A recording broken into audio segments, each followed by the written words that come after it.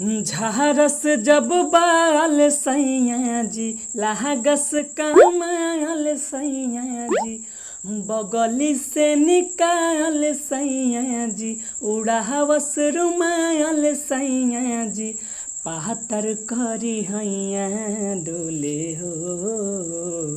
हाँ हाँ हाँ नदिया के बीच जैसे नैया डोले ओ सही मोर सैया डोले हो।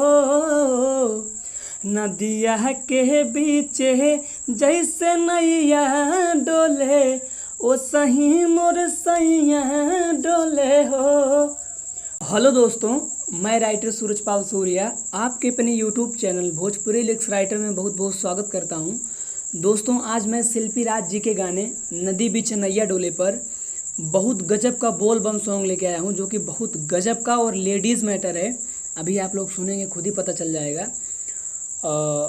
लेकिन इससे पहले जो भी भाई हमारे चैनल पे नए हैं वो फटाफट हमारे चैनल को सब्सक्राइब कर दें और बेल आइकन अर्थात घंटी को ज़रूर दबाएं, जिससे उनको ऐसे ही हिट मैटर सबसे पहले प्राप्त हो सके और वो स्टूडियो में जाके सबसे पहले गाना रिकॉर्ड करवा सकें। तो आइए दोस्तों, हम गाने की तरफ चलते हैं। मुखड़ा है सावन बहाई सैया जी देवो घर घुमाई सैया जी। सावन बहाई सैया जी देवो घर घुमाई सैया जी सभे नगरिया डोले हो। हाँ हाँ हाँ रहिया चहलत सब कांवरिया बोले गांजा चिलम बम बम भोले हो। रहिया चहलत सब कांवरिया बोले गांजा चिलम बम बम भोले हो। पहला अंतरा है गेरुआ कलर साड़ी हमारा की नदी राजा बेल के पतैया अढ़ाउल जाके ले आदि ताजा। जाके नहाई धोई सेट करी अब जानी लेट करी हो। खुलल के वाड़ देवो घर हवा के बाबा से भेंट करी हो। चहलल जाई हले हले हो। हाँ हाँ हाँ रहिया चहलत सब कांवरिया बोले गांजा चिलम बम बम भोले हो। रहिया चहलत सब कांवरिया बोले गांजा चिलम बम बम भोले हो। लास्ट अंतरा है सूरज पावन सैया बतिया के अर कर कमनो दिक्कत होखे बाबा से शेयर कर बाबा से शेयर कर।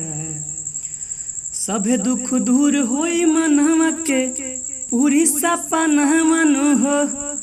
माना ये राजा मोर कहनवा के कर भजन मनु हो।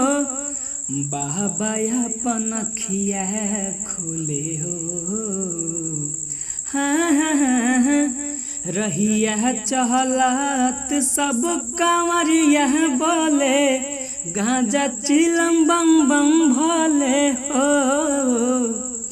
रहिया चहलत सब कांवरिया बोले गांजा चिलम बम बम भोले हो। और अंतिम में मुखड़ा दोहराना है कैसे। सावन बहाई सैया जी देवो घर घुमाई सैया जी। सावन बहाई सैया जी देवो घर घुमाई सैया जी सभे नगरिया डोले हो। हाँ हाँ हाँ रहिया चहलत सब कांवरिया बोले गांजा चिलम बम बम भोले हो। रहिया चहलत सब कांवरिया बोले गांजा चिलम बम बम भोले हो। तो दोस्तों ये वीडियो यहीं समाप्त होता है। अगर वीडियो अच्छा लगा तो वीडियो को लाइक कर दीजिए। अब मिलेंगे अगली वीडियो में। बहुत बहुत धन्यवाद। Best of luck.